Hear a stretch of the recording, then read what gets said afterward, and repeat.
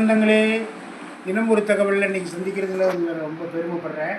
இன்றைக்கி நான் பேச போகிற டாபிக் வந்து பெண்கள்.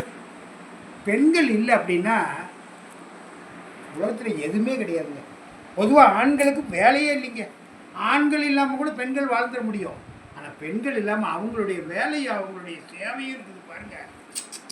அளப்பரியுது. வெளியில் ஆகும் இதை வாய் விட்டு சொல்கிறதுக்கு கூட அடுக்கடுக்க சொல்லிக்கிட்டே இருக்கலாம்.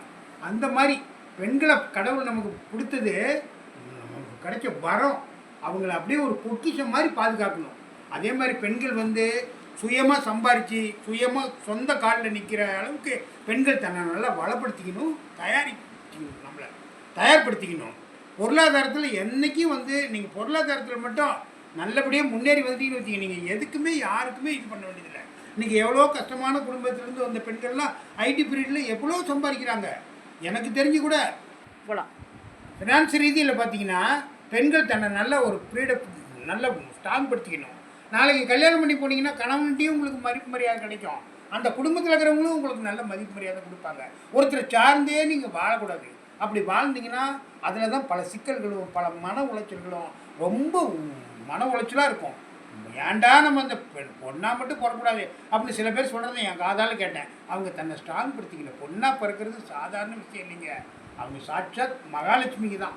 அவங்க எல்லாமே தெய்வங்க தான். அதனால் பெண்களை, வீட்டில் இருக்கிற பெண்களை கண்காணிப்பாக வளர்த்துங்க. பெண்களை நல்லா பாதுகாப்பாக நடத்துங்க.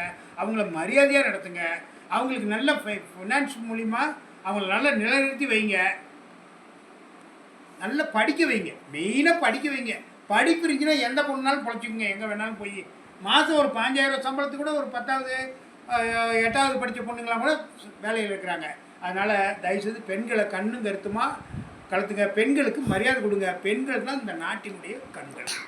நாளைக்கு வேறு ஒரு தினம் ஒரு தகவலில் உங்களை சந்திக்கிறேன். அதுவரை உங்கள்கிட்ட விடைபெறுகிறது. பாய்.